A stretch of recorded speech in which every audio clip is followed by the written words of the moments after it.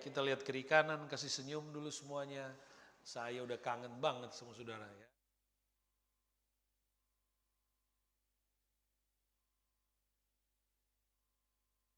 Support saudara, kami kemudian bisa kembali lagi di Brisbane dengan suasana sukacita, saudara ya, sukacita. Beberapa waktu yang lalu seperti sebagian besar jemaat tahu bahwa di keluarga kami Tuhan menerima itu dengan iman. Dan ini sebuah pengalaman yang sangat besar buat kami karena Tuhan sendiri yang men-challenge ya gitu, kira-kira begitu. Ketika kita mengambil sikap memutuskan untuk memilih tema pelayanan the joy of the Lord is my strength and my stronghold. Maka Tuhan sendiri yang langsung challenge dari gembalanya duluan, saudara. Ya, dari gembala. Saya katakan sejak awal bahwa kita nggak tahu apa yang akan terjadi di tahun 2024. Lalu kemudian Tuhan membimbing, menuntun pada pengalaman yang kami hadapi. Ya, kami hadapi pada tanggal 11 yang lalu, saudara, kami harus pulang ke Indonesia berkenan dengan orang tua kami dipanggil Tuhan. Dan menarik sekali, saudara, sebab Tuhan benar-benar memberikan suasana di hati kami, sehingga ketika pada acara funeral kami sekeluarga sepakat dan berkata bahwa ini bukan ibadah duka cita, tapi ibadah ucapan syukur. Sebab kami percaya bahwa orang yang mati dalam Tuhanlah orang yang berbahagia. Ya, kematian bagi orang percaya adalah introduction kepada kehidupan kekal yang sesungguhnya.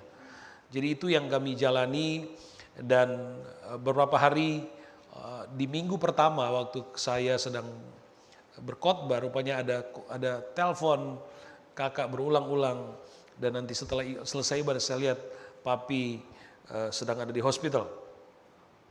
Dan kemudian saudara, saya mengikuti perkembangan beberapa hari di hospital, video call dan lain-lain, ya.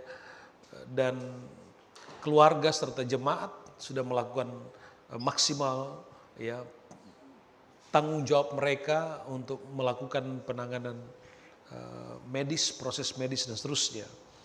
Tapi Tuhan berkehendak lain. Papi yang sudah berusia 87 tahun, beberapa hari sebelumnya saya masih sempat video call, bahkan di rumah sakit masih sempat ngomong pendek, saudara. Ya, dan di hari itu, sebelum kami berangkat, saya masih tanya, papi Pak mau kalau saya pulang? Dan dia ngangguk dan kami ngikuti. Itu sampai setengah jam sebelum kami ke airport, saudara, papi dinyatakan meninggal. Tapi suasana hati kami bersyukur bahwa the joy of the Lord itu benar-benar menjadi kekuatan buat kami, ya, menjadi kekuatan buat kami.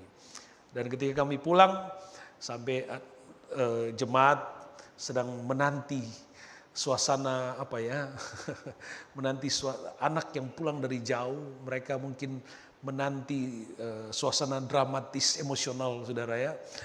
Kebetulan saya dekat banget sama papi, tapi begitu kami turun dari mobil, saudara, sehari setelah kami berangkat, perjalanan panjang banget, ya. Tapi setelah kami tiba, suasana hati saya penuh damai. Kami hanya salamin jemaat, keluarga, saya lihat kakak, saya rangkul, ya. Dan itu yang ada di hati kami, bahwa iman kami mengatasi atau iman kami sanggup mengatasi suasana duka yang ada di emosi kami. Itu sudah, ya. Dan itu kami tunjukkan kepada jemaat beberapa 5 hari di gereja, ya, ada ibadah-ibadah disebut secara budaya ibadah penghiburan, tapi kami selalu sebut ibadah ucapan syukur, ya. Sampai di hari terakhir kami sebut di ucapan terima kasih, saya menyebutnya ibadah ucapan syukur. Dan dari kota satu kemudian bawa ke tempat dimakamkan, perjalanan 5 jam. 5 jam perjalanan, ada dikawal mobil patwal, patroli, polisi, kemudian ambulans, dan begitu panjang kendaraan mengikuti. Dan Ada yang tiba pemakaman udah selesai, saking panjangnya. Dan Tuhan dimuliakan. Yang saya mau cerita bukan tentang kesedihannya, nggak ada cerita kesedihan. Tentu wajar, bukan dosa kalau kita bersedih, kalau kita menangis karena orang kita cintai pergi, bukan dosa ya. Tapi bagi kami, Tuhan membawa kami pada tingkat kedewasaan untuk memahami arti kebahagiaan di dalam Tuhan, untuk kami mampu bersyukur menerima itu. Ya, saya melihat ponakan-ponakan ya di usia mereka pun sanggup melalui proses itu. Saya bilang puji Tuhan banget, dan ini jadi berkat.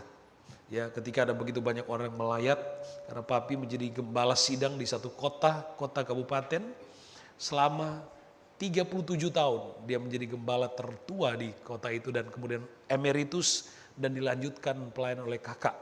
Jadi cukup dikenal di kota itu sudah. Jadi banyak orang yang melayat waktu itu, dan saya senang banget karena kami bukan berusaha menjaga kesedihan, bukan, tapi jujur benar-benar di hati kami Tuhan memberikan kekuatan bahwa benar the joy of the Lord itu adalah kekuatan dan perlindungan yang sebenarnya. Dan saya ingin mengimpartasikan ini kepada jemaat Brisbane maupun Gold Coast supaya belajar ya menghadapi situasi.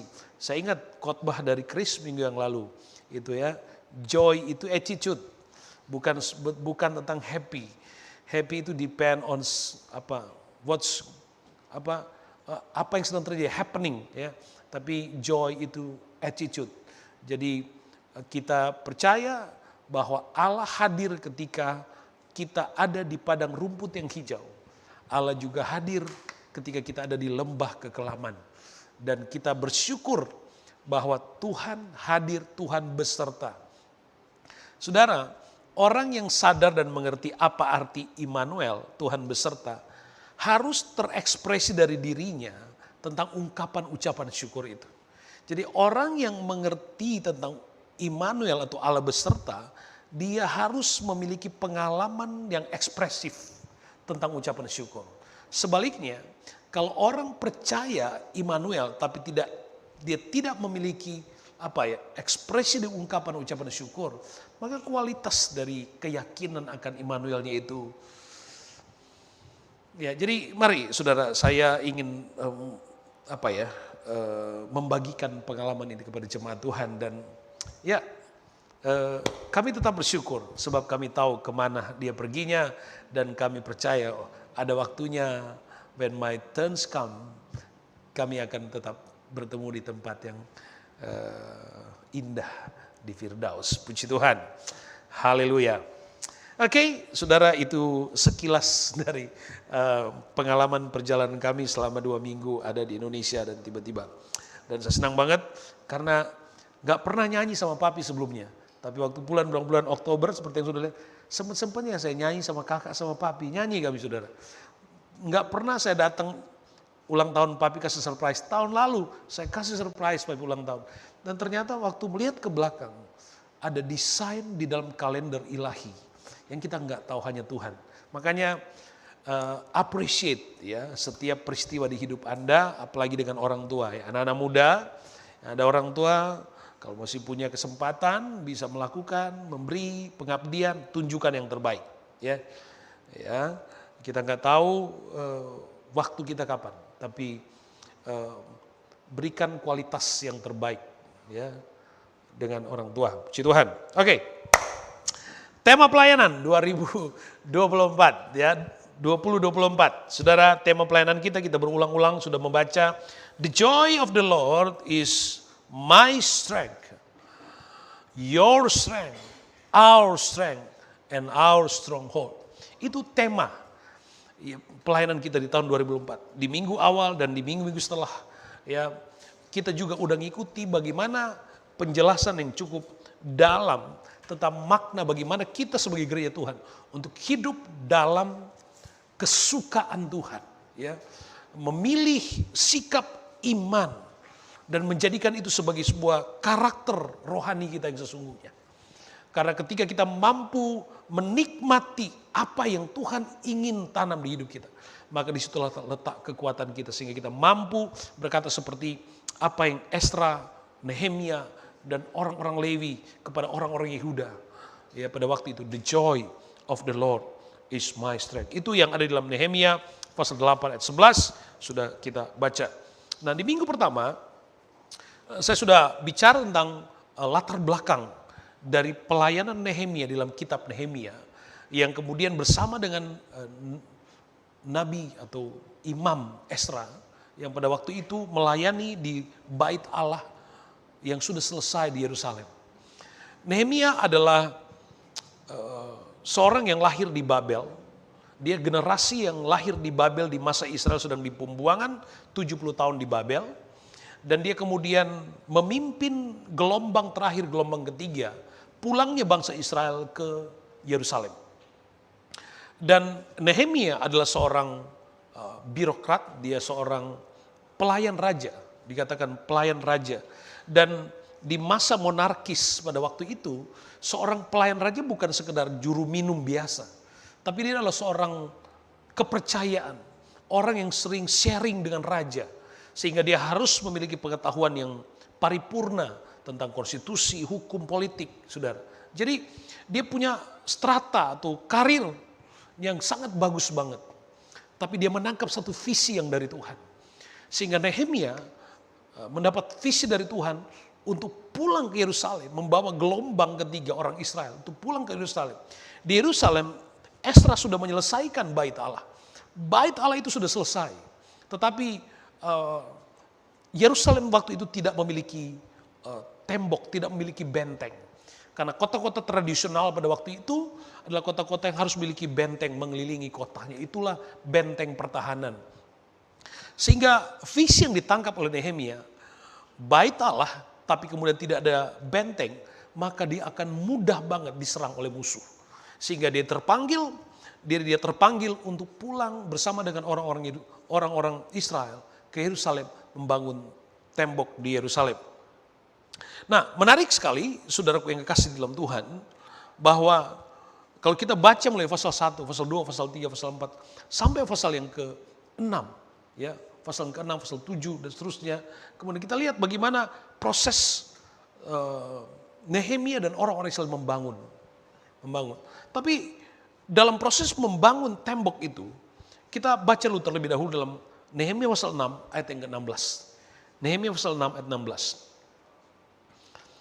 Ketika semua musuh kami mendengar hal itu, takutlah semua bangsa sekeliling kami.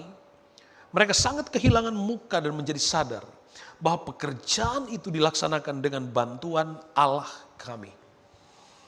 Akhirnya pekerjaan mereka selesai. Tembok yang mereka bangun itu selesai. Tapi apakah pekerjaan itu begitu mudah diselesaikan? Tidak seperti itu, saudara. Alkitab mencatat ada musuh yang kemudian kita akan lihat nanti di pasal yang keempat. Ada musuh yang hadir di dalam proses pembangunan tembok Yerusalem itu. Ada musuh. Nah, pada akhirnya, saudara, ya, kita harus sampai pada titik apa? Kita harus sampai pada titik di mana kita harus mampu menceritakan kepada semua orang, kepada dunia, bahwa Tuhan kita adalah Tuhan yang menjadi sumber kekuatan kita. Pada akhirnya cerita tentang semua pengalaman hidup kita harus sampai kepada titik di mana kita memuliakan Tuhan untuk menunjukkan kepada semua orang bahwa Tuhan yang saya sembah adalah Tuhan yang besar, Tuhan yang membela, Tuhan yang menyatakan penyertaannya. Nah, itulah kira-kira pengalaman dari Nehemia. Tapi perhatikan baik, saudara. Kita perhatikan dengan baik bahwa pengalaman Nehemia di minggu yang pertama sudah bicara bagaimana Nehemia seorang yang mengerti tentang firman. Dia pegang firman Tuhan. Padahal dia adalah generasi baru yang lahir di pembuangan. Tapi yang menariknya, di dalam kehidupan Nehemia ada warisan, ada legacy iman yang diturunkan oleh generasi sebelumnya atau orang tuanya, sehingga Nehemia sekalipun di dalam karir profesionalnya dia bertumbuh dengan baik, tapi dia juga memiliki kehidupan iman yang sangat baik. Dia mengerti tentang firman. Di pasal 1 kita lihat dia sempat mengutip kitab Tawari tentang Tuhan. Dia percaya tentang kesetiaan Tuhan, bahwa Tuhan kita lah Tuhan yang setia. Engkau berjanji apabila umatmu setia, maka engkau akan membawa mereka kembali pulang membangun bait Allah. Dia pegang janji itu. Ya. Jadi Nehemia adalah orang yang hidup di dalam firman. Dia paham, dia kenal firman Tuhan. Nah, ini menjadi pesan baik sekali buat jemaat Tuhan. Terutama saudara-saudara yang punya anak-anak. Ya. Ceritakan tentang Tuhan. Orang Israel, perintah Tuhan buat mereka adalah ceritakan kepada generasi ke generasi. Jadi orang Israel itu setia banget, ceritakan tentang Tuhan. Jadi bukan sekedar membiarkan mereka lahir di keluarga Kristen, tidak. Tapi mereka menceritakan. Nah, ini juga menjadi pesan buat Anda untuk menceritakan kepada anak-anak tentang Tuhan. Fakta kita di hari ini, di negara-negara modern, di mana ada generasi yang hilang. Ya. Gereja hanya menjadi tempat para orang-orang tua. Sementara generasi di usia 45 sampai 50 tahun ke bawah, mereka udah generasi yang hilang. Sudah enggak ke gereja lagi. Kenapa? Karena ada pesan yang terputus. Pesan yang terputus. Maka saya berharap para orang tua yang ada di sini, bakal orang tua, ya, ceritakan kepada generasi seterusnya tentang kebesaran Tuhan. Supaya mereka nanti akan mampu menjadi para profesional mungkin di area mereka. Tapi mereka pun memiliki kematangan iman, mengerti tentang firman. Sehingga ketika mereka mengerti tentang firman, mereka akan diperlengkapi ketika mereka menangkap visi melalui pekerjaan mereka. Ini menjadi penting. Nah, Nehemia sebagai seorang profesional dengan strata sosial yang begitu sangat tinggi, mendampingi Raja Artasasta. Di pasal yang kedua, kita lihat bagaimana dia mengajukan semacam ada proposal kepada Raja. Bahwa hatinya tergerak karena bangsanya tidak memiliki tembok. Sehingga kemudian Nehemia diutus menjadi gubernur di Yehuda. Dia pergi membangun. Pasal yang ketiga, kemudian dia mengumpulkan orang-orang para puak untuk membangun dengan tugas masing-masing. Nanti pada pasal yang keempat kalau saudara baca nanti kita lihat, Nehemia menghadapi tantangan dari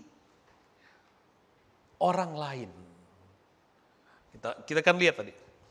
Nah, kalau kemudian Nehemia mendapatkan visi untuk membangun tembok Yerusalem, dan dia yakin itu datangnya dari Tuhan, Tuhan yang taruh visi itu baginya. Mungkin pertanyaan terbesar dan umum bagi kita adalah, kalau itu dari Tuhan, mestinya kan nggak ada masalah. Mestinya nggak ada tantangan. Pikiran kita begitu. Tapi ternyata saudara, tidak seperti itu. Dari tahun 2024, ini masih bulan pertama, sekalipun minggu yang terakhir, kita membangun visi untuk 2024, entah itu visi di keluarga, visi di pekerjaan, di studi, atau apapun termasuk pelayanan. Dan kita meletakkan itu di dalam doa, kita mengerjakan itu dengan iman, sesuai dengan kehendak Tuhan. Kerjakan itu dengan baik. Landaskan visimu itu dengan iman, dengan keyakinan penuh kepada Tuhan. Tapi ingat, ketika kita membuat sebuah keputusan untuk mengikuti Tuhan, berjalan di dalam visinya Tuhan, maka pasti iblis tidak suka. Itu ingat dulu. Jadi ketika kita punya visi dan kita berdoa sungguh-sungguh, Tuhan tolong untuk perencanaan saya. Ingat, di titik itu iblis nggak suka. Dan jika iblis tidak dapat menghentikanmu menjalankan rencana itu, maka dia akan berusaha menghalangi perjalananmu. Dan jika ia tidak berhasil menghalangi perjalananmu, dia akan arahkan fokusmu kepada hal yang lain. Supaya engkau tidak sampai kepada tujuan. Tapi hari ini kita akan belajar bagaimana seperti yang Nehemia, Esra di hadapan orang Israel, mereka katakan, the joy of the Lord is my strength. Jadi apa yang mereka ungkapkan itu bukan sekedar sebuah motivasi, sebuah inspirasi buat orang Israel, tapi mereka berkata the joy of the Lord itu based on pengalaman hidup mereka. The joy of the Lord itu berdasarkan pengalaman mereka. Nehemia punya hidup yang cinta firman. Hidup cinta akan Tuhan. Dan dia melakukan pekerjaan membangun tembok Yerusalem itu tepat. Dia mengerti itu rencana Tuhan. Dia mengerti itu pekerjaan Tuhan. Dia mengerjakan itu sesuai dengan kehendak Tuhan. Dia mengalami arti kekuatan di dalam the joy of the Lord. Ketika dia mengandalkan Tuhan, hidup dalam kebenaran firman, dia mengalami kekuatan yang dia nikmati dalam proses pembangunan bait Allah, pembangunan tembok Yerusalem. Di pasal yang keempat, kita lihat, mulai ayat 1. Ketika Sanbalat mendengar bahwa kami sedang membangun kembali tembok, bangkitlah amarahnya dan ia sangat sakit hati. Ia mengolok-olokkan orang Yahudi dan berkata di hadapan saudara-saudaranya tentara Samaria, apa gerangan yang dilakukan orang-orang Yahudi yang lemah ini? Apakah mereka memperkokoh sesuatu? Apakah mereka hendak membawa persembahan? Apakah mereka akan selesai dalam sehari? Apakah mereka akan menghidupkan kembali batu-batu dari timbunan puing yang sudah terbakar habis ini? Lalu berkatalah Tobia orang Amon itu yang ada di dekatnya, sekalipun mereka membangun kembali, kalau seekor anjing hutan meloncat dan menyentuhnya, robohlah tembok batu mereka. Sebaik dan sematang apapun perencanaan mereka, ingat sekali lagi ada musuh yang gak suka. Nehemia menghadapi tantangan, Alkitab mencatat ada Sanbalat. Sanbalat adalah seorang gubernur di Samaria. Selevel dengan dia. Tadinya Sanbalat gubernur di daerah Samaria dan sekitarnya termasuk Yehuda. Tapi kemudian Nehemia diutus oleh Raja Artasasta, dia menjadi raja di tanah Yehuda. Jadi sama-sama nih gubernur. Dan apa yang dihadapi? Bukannya mendapatkan support, tapi Sanbalat malah berkata bahwa apa mereka mampu. Apakah orang-orang Yahudi yang lemah ini dapat mengerjakan pekerjaan mereka? Jadi mereka diremehkan. Apakah mereka dapat membangun kembali tembok yang runtuh itu? Sebab tembok Yerusalem itu sudah ada sebelumnya. Dibangun oleh Salomo sebelumnya. Tapi itu kemudian diruntuhkan oleh orang-orang Babel. Dan pada waktu itu mereka ditawan. Pada waktu itu mereka ditawan. Jadi Nehemia membangun dari puing-puing reruntuhan yang kemudian ditegakkan kembali menjadi tembok. Sanbalat meremehkan. Apa mereka bisa? Mereka ini kan lemah. Mereka itu kan gak cukup punya sumber daya. Mereka ini kan gak cukup punya instrumen lain yang dapat mensupport visi itu. Itu pandangan Sanbalat. Tidak hanya Sanbalat, ada Tobia orang, dikatakan ada Tobia orang Amon. Amon itu bangsa yang menjadi musuh bebuyutan Israel. Lihat ke belakang saja. Ya, Oman, Amon, Filistin. Itu musuh-musuh yang sering melawan Israel. Bahkan Tobia berkata, nanti juga kalau mereka bangun, kalau ada anjing lewat menyentuh salah satu batu, itu tembok itu akan runtuh. Jadi benar-benar diremehkan. Nah, di dalam kehidupan kita sebagai orang percaya, ini juga bicara dalam perjalanan dan keputusan rohani kita. Ketika kita memulai sesuatu pekerjaan atau visi yang kita tangkap dari Tuhan, kita akan menghadapi, ingat, selalu ada orang yang gak suka.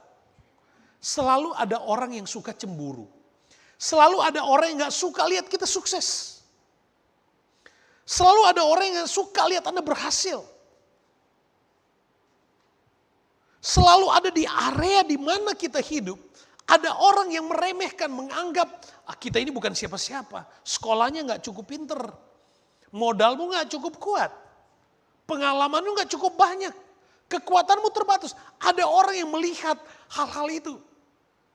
Hanya untuk apa? Supaya kita kehilangan semangat. Nah, Nehemia menghadapi peperangan atau musuh atau tantangan dari eksternal. Tantangan dari eksternal, dihadapi itu.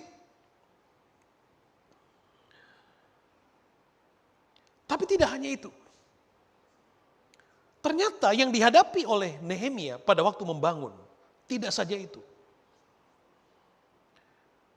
Saudara, kalau sudah baca pasal yang ke-7, pasal yang 4 ayat yang ke-7,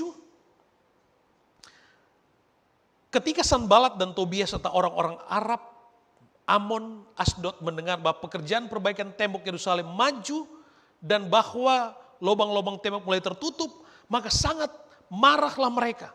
Mereka semua mengadakan persepakatan bersama untuk memerangi Yerusalem dan mengadakan kekacauan di sana.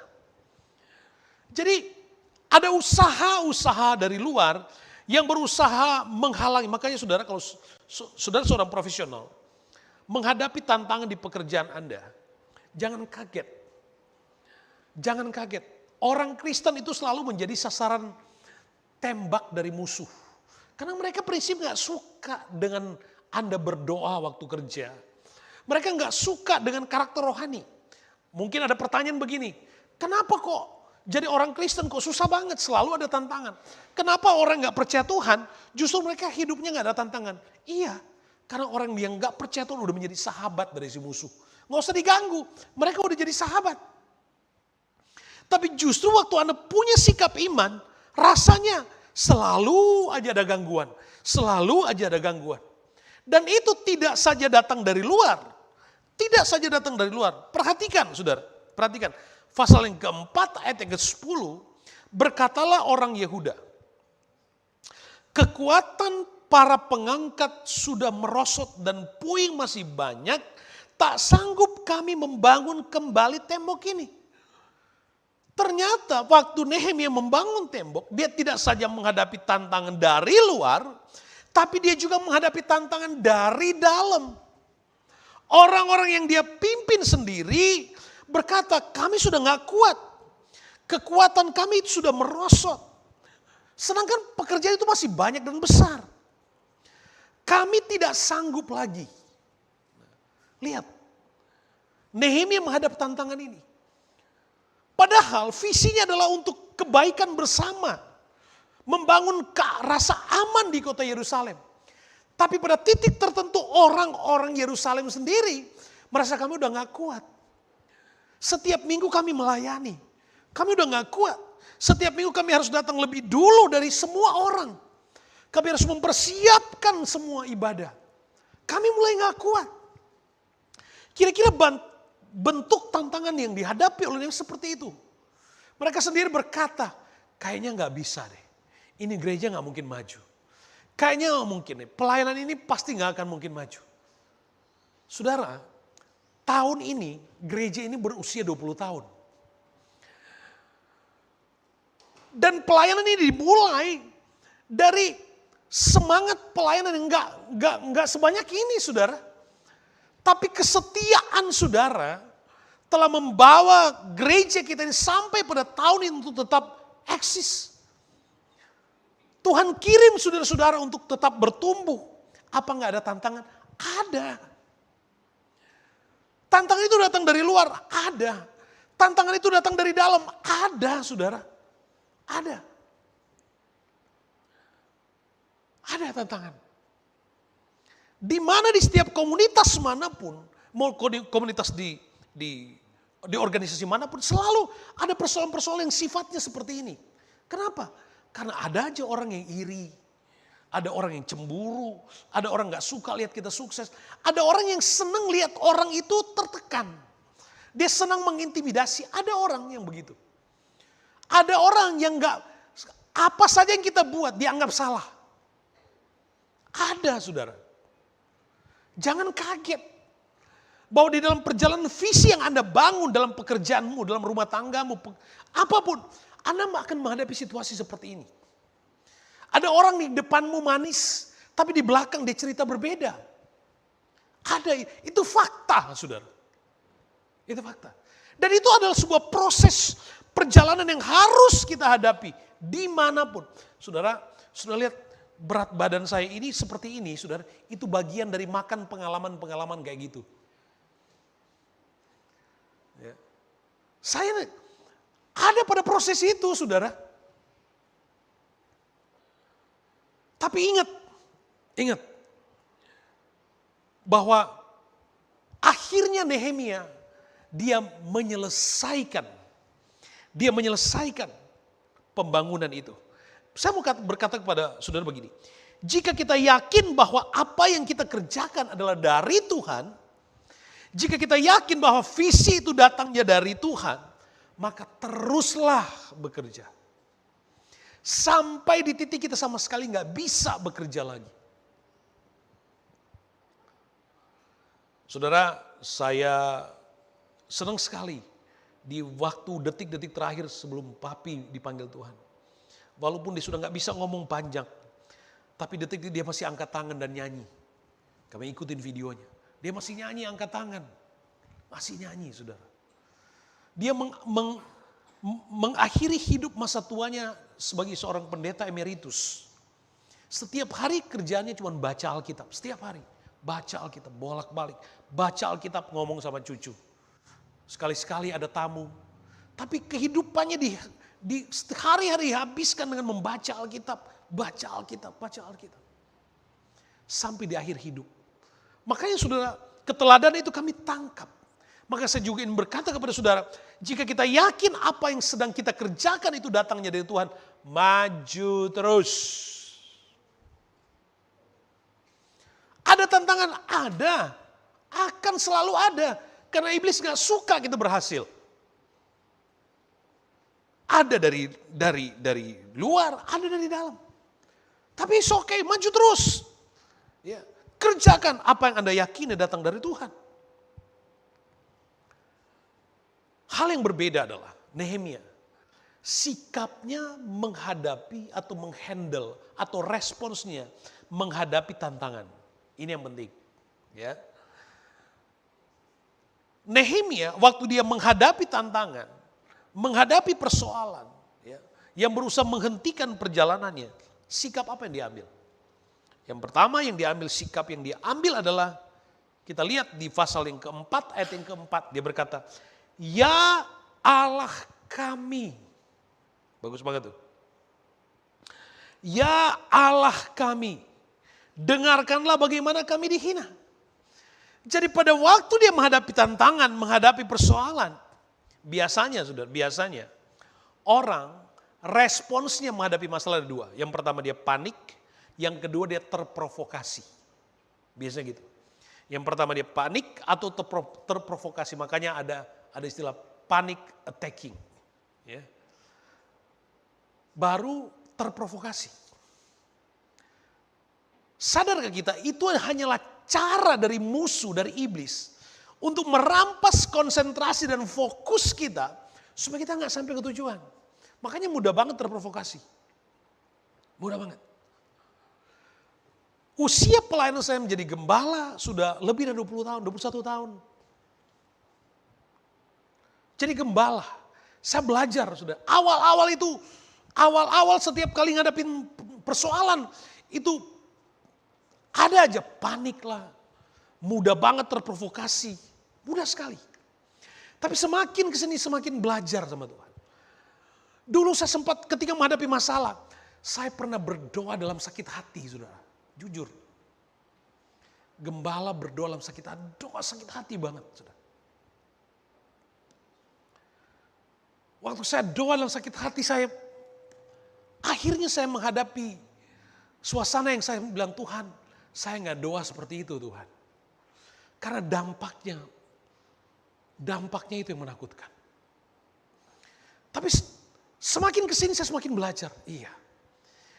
Nehemia waktu dia ngadapin masalah, dia nggak ngomong sama masalah, nggak. Dia apalagi dia nggak datangin si iblis. Iblis kurang ajar kamu ya. Gara-gara kamu saya kehilangan semangat. Enggak. Dia nggak gitu. Nehemia nggak datang dan protes persalahkan Tuhan, enggak. Pada waktu dia menghadapi masalah atau tantangan, dia tahu ini visi yang datang dari Tuhan. Dia nggak bilang kok gini, enggak. Dia datang, apa yang dia katakan? Ya Allah kami. Sikap yang diambil oleh Nehemia ketika dia menghadapi persoalan hidup. Yang pertama diambil adalah berdoa, datang sama Tuhan. Makanya hope itu powerful. Dulu saudara belum ada Zoom. Banyak loh yang ikut doa. Belum ada Zoom itu, banyak yang ikut doa. Mau dimanapun datang tuh doa, kita nikmati itu. Setelah ada Zoom, ada sih yang ikut. Ada yang ikut. Tahu nggak, kekuatan, saya berulang-ulang kata, kekuatan pelayanan di gereja kita terletak di sini. Doa. Doa adalah bentuk dari cara kita menghandle situasi yang kita hadapi. Nehemia pada waktu dia menghadapi masalah, yang dia lakukan apa? Doa. Dia bilang, ya Tuhan. Dia nggak ngomong sama musuh. Dia nggak bilang, awas kamu ya, tak tendang kamu. Enggak. Tapi dia ngomong sama Tuhan. Ya Tuhan. Perhatikan doanya. Ayat yang kelima. Jangan kau tutupi kesalahan mereka. Dosa mereka jangan kau hapus dari hadapanmu. Perhatikan kalimat berikut. Karena mereka menyakiti hatimu. Dengan sikap mereka terhadap orang-orang yang sedang membangun. Loh, dia itu gubernur. Dia itu memimpin pembangunan tembok Yerusalem. Dia layak untuk mendapatkan glory dari kepemimpinan itu. Dia layak untuk berkata, ini proyek saya, ini pekerjaan saya, ini orang-orang saya, ini visi saya. Ini rencana, dia layak untuk berkata begitu. Tapi ketika menghadapi persoalan, dia yakin banget bahwa ini pekerjaan Tuhan. Sehingga dia, ketika dia berhadapan dengan masalah, apa yang dia buat? Dia berdoa dan dia berkata, Tuhan, mereka menyakiti hatimu. Mereka menyakiti hatimu. Dia tahu yang punya pekerjaan ini adalah Tuhan sendiri. Sehingga yang mereka sakiti adalah Tuhan. Sudah ingat kisah di dalam Kisah Rasul pasal 9. Kisah Rasul pasal 9. Waktu Saulus yang kemudian kita kenal sebagai Paulus. Dipanggil Tuhan, Saulus itu, saudara, sebelumnya dia orang yang kesukaannya adalah mengejar orang-orang percaya dan membunuh mereka kalau bisa. Atau memenjarakan. Bahkan pada waktu Stefanus sebagai martir yang pertama, dirajam batu sampai mati, Saulus ada di situ dan dia senang. Lalu Saulus dipanggil Tuhan. Dalam perjalanannya ke Damsik, apa yang terjadi? Ketika ia sudah dekat kota itu, tiba-tiba cahaya memancar dari langit mengelilingi dia. Ia rebah ke tanah, kedengaranlah olehnya suatu suara yang berkata kepadanya, Saulus, Saulus, mengapa engkau menganiaya aku? Jawab Saulus, siapakah engkau Tuhan? Katanya, akulah Yesus yang kau aniaya itu. Sudah bisa baca terus. Jadi, waktu ada orang yang menentang atau menyakiti mereka yang sedang mengerjakan pekerjaan Tuhan. Sesungguhnya yang mereka lawan, yang mereka tentang bukan orangnya. Tapi Tuhan yang punya pekerjaan itu. Jadi kalau Anda melayani Tuhan, kemudian Anda diperhadapkan dengan tantangan, diperhadapkan dengan apa? Ada orang yang meremehkan, ada orang yang mengolok-olok dan bentuk tantangan apapun juga. Ingat, dia bukan sedang melawan Anda, tapi dia sedang melawan Tuhan. Makanya Tuhan berkata, aku Yesus yang kau aniaya. Sebab pekerjaan dan proyek ini adalah proyeknya Tuhan. Itu yang saya katakan dulu, saya masih doa sakit hati Tuhan. Tuhan, sekarang udahlah, ini pekerjaan Tuhan. Ini milik Tuhan, ini visi Tuhan. apapun tantangannya, mau dari luar dari dalam, maka dia berhadapan dengan Tuhan. Dia berhadapan dengan Tuhan, udah serahkan Tuhan aja. Karena kalau diserahkan kepada Tuhan, itulah istimewanya. Waktu kita membangun satu visi yang kita yakin itu datangnya dari Tuhan, terus jalan. Terus kerjakan. Ada tantangan pasti ada. Tapi ingat, tantangan itu bukan melawanmu, tapi melawan Tuhan. Jalan aja. Tegakkan kepalamu. Angkat tanganmu. Jalani jalanmu. Sebab the joy of the Lord, itu yang Nehemia katakan. Itu yang Esra katakan. Sebab the joy of the Lord is my strength. Saya sudah jelaskan.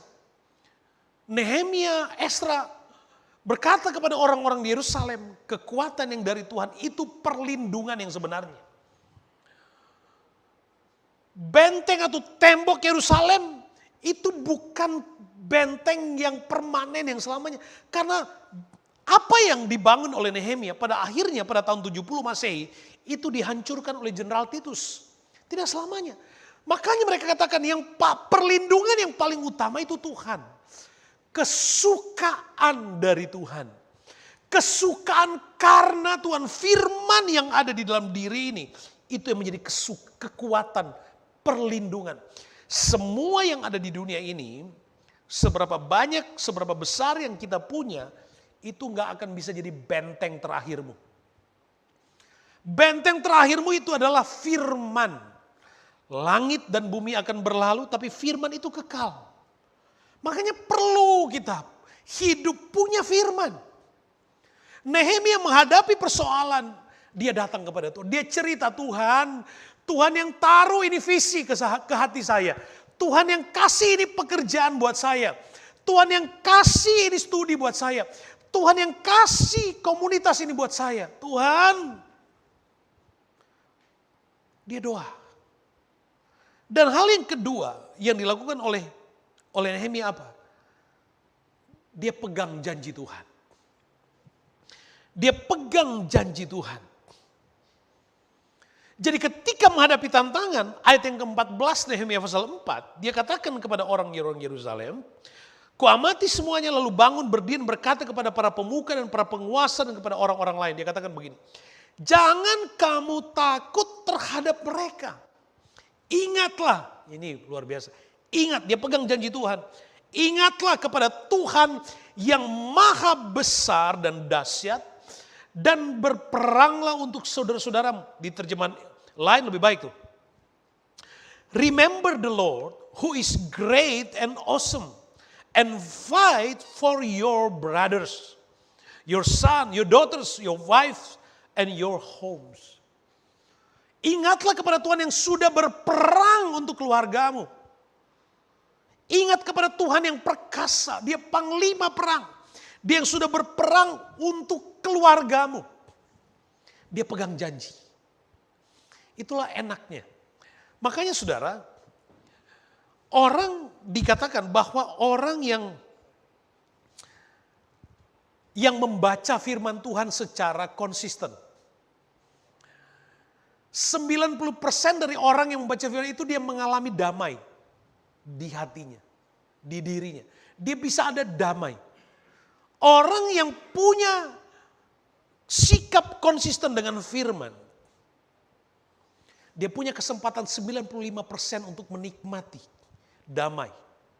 Dibandingkan dengan orang yang tidak konsisten, yang hanya 58 atau 38%. Makanya itulah indahnya. Jadi kalau orang hidup di dalam firman, dia memiliki kesukaan di dalam Tuhan, karena dia punya firman, tantangan boleh datang. Boleh datang. Tapi tantangan itu hanya menjadi cara Tuhan untuk menjadikannya semakin kuat. Sebab apa? Sebab perjalanan dalam peperangan iman, peperangan rohani kita, Tuhan itu panglima perang. Ya.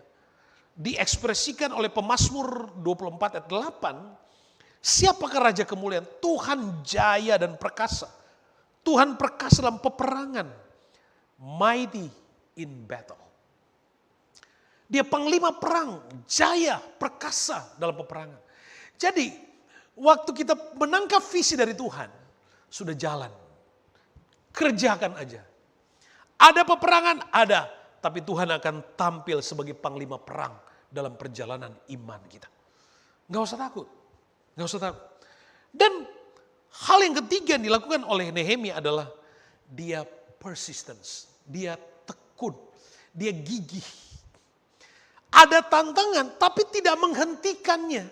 Sehingga pada ayat yang ke-6 dan ayat yang ke-9 kitab Nehemia, kita sudah baca sendiri. Kami terus membangun tembok. Dia terus. Ada orang yang menyepelekan. Ada orang yang menganggapnya remeh. Ada orang yang berkata pasti yang kamu buat itu jelek. Gak kuat fondasinya. Tapi dia tetap jalan. Ada istilah Indonesia, anjing menggonggong kafilah jalan terus katanya. Keistimewaannya itu, jadi kalau kita menghadapi tantangan jangan berhenti, jalan terus. Apakah dengan berhenti masalah akan selesai? No, jalan aja terus. Berat, iya berat. Tapi kalau Tuhan yang mengawali itu, maka Tuhan juga akan menyelesaikannya. Makanya jangan kehilangan harapan. Jangan mudah kehilangan harapan. Ingat Tuhan yang sudah placing Anda di tempat itu. Anda adalah bagian dari visi Tuhan di tempat itu. Jalan terus. Jalan serta Yesus setiap hari.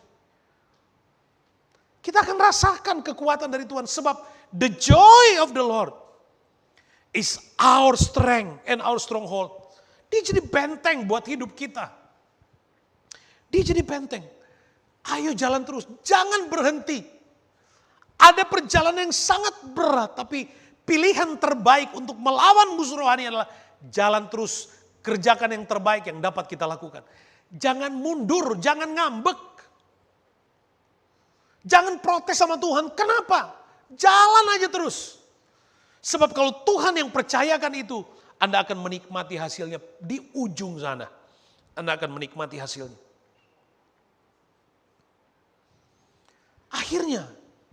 Akhirnya Nehemia menyelesaikan tembok itu. Dan ketika selesai dia berkata, the joy of the Lord is our strength and our stronghold. Setelah selesai, Alkitab berkata akhirnya tembok itu selesai.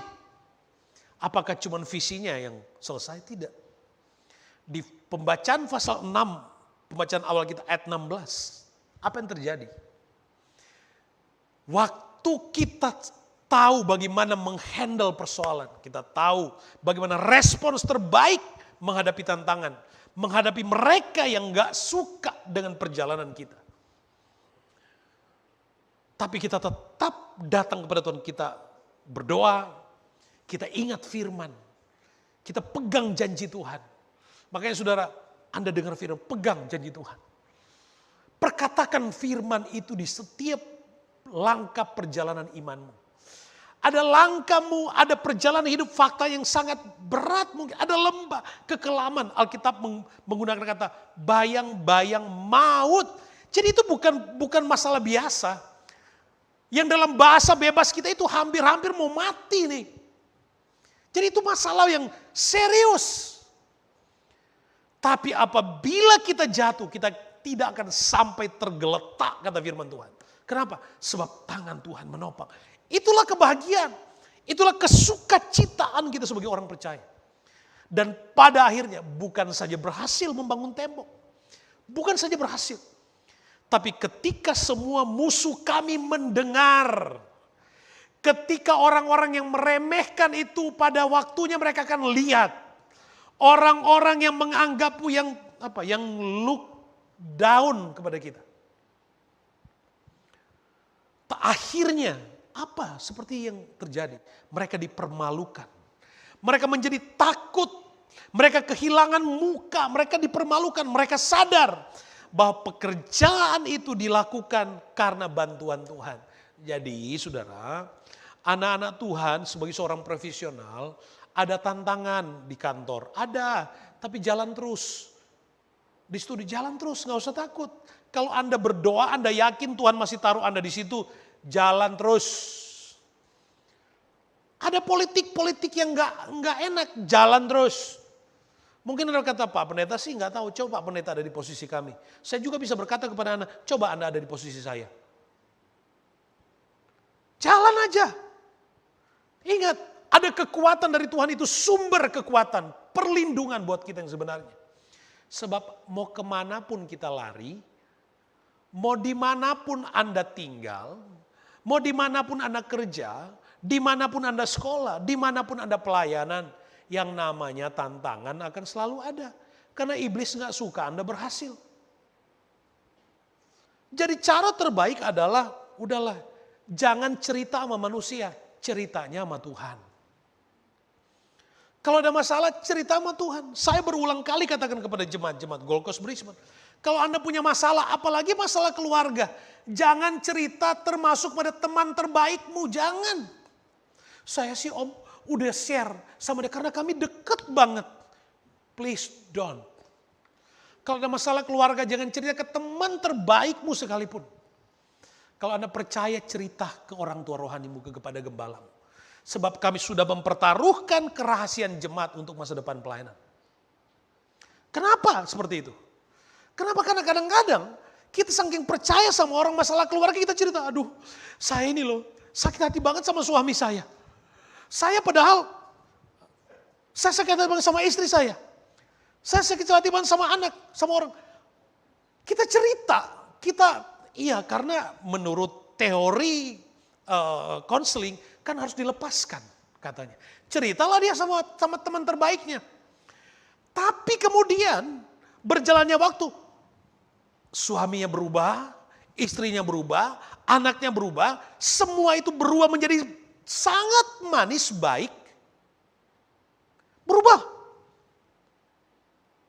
Tiba-tiba karena udah berubah manis berubah.